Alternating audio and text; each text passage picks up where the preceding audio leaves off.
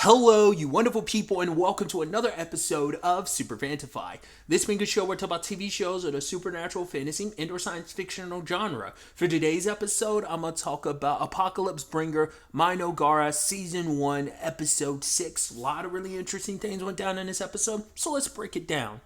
So finally, the palace is complete, and Takuto and Atu are super happy about it. And it's just like, oh, eventually we can expand upon it, and then we'll like have it expanded upon so it reaches up into the sky. And you have all these handmaidens who look after you. But then Atu, being who she is, being the loyal servant and retainer that she is, that she's like, oh my god, I just realized. Speaking of handmaidens, we don't have anyone to serve you. And Takuto was like, it's okay, it's not that big of a deal. She's like, well, it's a big deal to me. It is so, I say it every time, it's so sweet like how loyal she is to him. She's just like, she's the one that gets bummed and worked up about stuff that Takuto doesn't really care about. But it's like, oh, like what were you looking for in attendance? He's like, well, someone it's an easier time talking to, because he's like, he's bashful and socially awkward, so he has a hard time talking to the dark elves. So, and she's like, right, we'll find someone. So ends up bringing in, I think it was Amel, Gia, and Motar to ask them about this situation.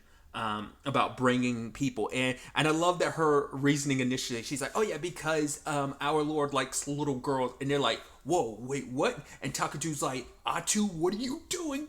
And they kind of had to rephrase it, like, and he has to pretend like, "Oh yeah, the reason why I'm choosing younger women, it's because I want to, create a place where like I can eventually create better leadership roles for women." And they're like, "Oh my god, look at our Majesty is like thinking so far ahead. He's so great, so amazing." And I love that he's like, "Oh, I had to come up with that on it." I don't know if like it's just a roundabout way to just be like, I want to just have an easier time talking to ladies than guys, or something like that. I don't know if that's what that was stemming from. I mean, in general, he wants to get over his social anxiety and social awkwardness, but I think it's also like kind of went out of your way to specifically female, so it's kind of like, I don't think he has the intention of like building a harem type of thing, even though it seems like a harem kind of accidentally kind of get built. But I don't think he's looking at like his new attendants in that capacity. It is just purely like a friendship thing. I think he's just, maybe it's just all personal experience. Like I think I would be less socially awkward around women than guys. I mean, I get it. I'm socially awkward around both men and women. Like, it'd probably be a little easier to be less socially awkward around women. For some people, I think it might be harder. Whatever the case may be. So they bring in a whole bunch of the young kids at the place, all the girls, and they all shriek because they're all scared of Takuto. So that was miserable. Like, every child that came through, like, it didn't work out. So there is a set of twins who we see in the intro and the outro. We get properly introduced to them in this episode, Carrie and Maria. And I love that it was actually Gio who brought them in. And it's like, and Motar's like, "Oh, whoa, you work quick." He's like, "Yeah, like unlike this senile old timer, I'm 2 to 3 steps ahead for our Majesty." And I'm like, I love that this is a continuing thing where you both are trying to outshine each other loyal. It's like, no, I'm more loyal to the king. No, I'm more loyal to the king, and I'm gonna show you up. And even Atu's like, you don't have to keep trying to show each other up. So, the reason why he was reluctant that they didn't immediately come up is because it seems like Maria and Carrie kind of keep to themselves. Could we ultimately end up finding out when they're properly introduced? Carrie's condition is kind of like a byproduct of like a version of smallpox. Like, she's fine and she's healed up, but it's just scars from it. And Maria kind of has like, seems like the most like disturbed of the two. It's interesting because she seems the most like I said, off versus Carrie. Carrie kind of presents herself in a very kind of meekish way, where it seems like Maria might be the one that's a little more forward in a lot of ways, personality wise. But we found out that their mom died. Basically, the rough conditions getting here, there were sacrifices that had to be made, and she was killed and eaten. And so her children had to eat her as well. So that's enough to psychologically mess anyone up. And as Motercon puts it up later, none of them have shed a tear since then. They've kind of cut off all their emotions to everyone and everything around them. It's just their way to kind of process and deal with everything. But Takuto ends up talking to them pretty easily. And especially it's interesting because the way Maria talks to him initially, it almost sounded like, and I don't know how to interpret that, where she was almost like, "Oh, are you really like bad?" And he's like, "What are you talking about?" Like, and she's just like talking about like an aura around him. That I'm like, "Oh, does she actually see Takuto for what he really looks like, unlike the rest of the Dark Elves?" That's why I was wondering, and I'm wondering if that's like part of her like disposition because of the circumstances made that possible, or whether she was just kind of saying like, or maybe it's just like, maybe she meant that like maybe she still sees Takuto the way all the other Dark Elves do, but maybe it's a situation of, well, despite all that, it's a situation of she still sees like this like positive glow around him. So, but whatever the case may be, initially it's kind of presented like, oh, they're not the best attendants because they kind of keep messing up, especially Maria keeps spilling water on him, and Carrie's not doing the best job of like drying him off. But it's like, right, just come with us during our meeting. It's like, okay, the development meeting. I love that Amel is like covering like multiple things, because it's like, well, now that the palace is done, we need to get started on building a clinic. And then it's like, okay, so who's handling the resources angle? And she's like, oh, that's me too. It's like, Jesus, we really are shorthand when you're doubling up on aspects. But she's like, right, because of what Takuto's done, and it's like it's burning through mana, but it's like, well, it helps us in the long run, so feel free to kind of like, we can burn through it if we need to, because that's going to help us in the long run. So, but it's about like, giving them everything they need to kind of continue with the resources that they need. So a multitude of things. Obviously, these are all strategic things that they need ahead of time that's like, oh, once again, help us in the long run. Then when it comes to Motair, he's mastered like the magic technology. He was military, like magic or whatever, that he was investigating and researching, and now he's going to start training up other people. And then finally, even though they bring up the whole conversation of it kind of will be not as useful for them, considering his policies of just not wanting to fight, but it's like, right, better safe than sorry, because now the elements of like what they're researching next could prove useful in the end. And then finally there's Gia, who's talking about like the long-legged bugs who are scouring the area, kind of giving like a lot more of the areas of the accursed lands that they haven't really explored, like kind of circling out, because outside of the lands it's just more like flat plains, or deserted flat plains. So it's like, all right, so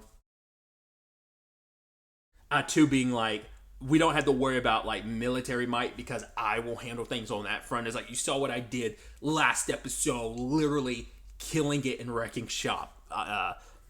So obviously she's going to be their muscle for now, and it seems like they have going back to the whole, we will bring up Isla. They do have like the materials. It's just about performing the ritual and getting it done. So they're going over everything, butting heads between Gia and Motair again, but ended up being a good strategy meeting, and they ultimately end up leaving. And the whole thing with Maria and Carrie just kind of like just watching everything, and I guess just seeing how Takuto moves really pushed her to be like, oh no, we're messing up again. Oh, and he's like, oh, it's okay. And they're like, why are you showing us mercy? And he's like, what? They're like, aren't you supposed to be evil? He's like, yeah, I am evil in line. They're like, you're supposed to be a bad person, so why aren't you killing us for like messing up? He's like, well, just because I'm evil doesn't mean I have to kill you. He's like, do you know, like, because for him it's like he breaks it down kind of the nuance of good versus evil. He's like, good means that you can't steal, you always have to do the right thing, this and that. He's like, now being evil aligned means I have the freedom to do whatever I want. I can do good stuff if I want to, but I'm not also beholden to only do good stuff. I can also do bad stuff. It's all about being free and being able to do whatever you think is right. And for them, they're like, wait, that's cheating. He's like, oh yeah, of course, I'm evil, so I get to cheat, and I can do both good and bad, whereas like someone who's good can solely do good. And it all ties back to that line at the beginning of the episode when we first saw them, where they're like, we should have died. And now we know, because Takuto's like, you guys were messing up on purpose, right? Because they were hopeful, because he's supposed to be evil. They're thinking like, well, if he ends up being mad at us, he'll punish us and kill us, because they want to be punished, because they're like, we like did what we did, and just like the guilt of what happened to their mom, even though their mom made that sacrifice herself. And it's like, she made her choice so that they can live. And it's just like, for him, it's like, whatever choices you make going forward, do choices that you know your mom would be proud of, you know. So it's like, you have my permission. Once again, with the evil alignment, you can just do whatever you want to. He's like, in fact, you can do nothing if that's what you want, but do something that you feel like would make your mom proud, because that way you're alive for a reason, and that's because your mom made that sacrifice because she wanted you to live. And they're scared to die. That's why they're like, they would never take their own life. But I think it's easier for them to be like, well, not only are we going to mess up, he's so evil, he'll punish us and kill us. It'll be like, we'll get what we deserve because we don't deserve to be alive. But it's like, no, you're alive for a reason. And he's like, it's okay. Like, they've been bottling this all up, and it opens like a dam, and the tears come flooding out. So I think this is what they needed. I think this will probably bring them closer to Takuto in the long run too, because he's the only one they've really opened up to, and they've shown that emotion in front of post everything. So, and I think, like, especially having lost their mom, it's nice to have someone that they feel like not can fill that void, but can be that person that's kind of important to them in that regard. So I think going forward, it's going to be interesting to see where that journey goes as his attendant, how that plays out. But then we also catch up with Atu, which there's almost like this twinkle of jealousy in her eyes when she's looking like, oh, you guys got close pretty quickly, huh?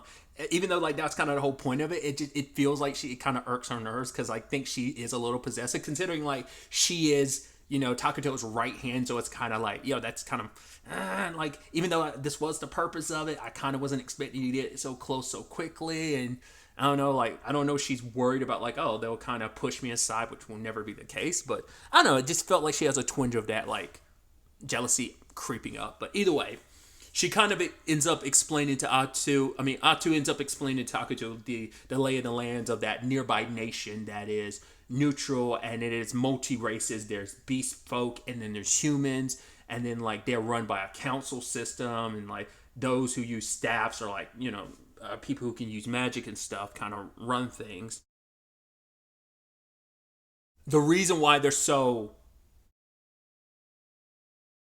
isolated in the means that they are is because they're on top of, like, a dragon vein, which are going to be massive supply of mana, which is something that they're going to need in the long run to kind of sustain and do everything that they want. So it's kind of like, cool, we need to go and gather as many dragon veins as possible. So going to help them, especially when no one else is going to be able to help them, considering the isolated place that they're at, it's like, cool, we help them. We bring some of their refugees into the fold of our nation of Mynoghra, and because of that, they'll most likely give us access to the dragon vein. So it's kind of a win-win all around. We get an increased population and more people under the to serve, but also they gain a big boost in mana because of that. So we'll see how it all plays out. Obviously, the post-credit scene has Atu leading kind of some of the dark elves, and I'm curious if that's how they look to people from the outside, because we never really got that perspective. Obviously, Atu kind of hid herself, but, like, the shadowy aura around him, I think it's just supposed to be them being the evil alignment that they are. But I don't know how. Maybe, once again, maybe it's because I don't think. We only saw the dark elves from our perspective. I don't know if we ever saw them from, like, Lonus's perspective. So I don't know if that's how they look because of their dark alignment. Like, is that how Takuto looks to them? Is that how they look to every other, like, neutral to good alignment or not? But yeah, it's definitely going to be interesting to see where the next episode takes us going forward with all of this. But really, that's all I wanted to talk about. Until the next time we meet, be happy, be safe, live life to the fullest, and enjoy it. Good day and goodbye.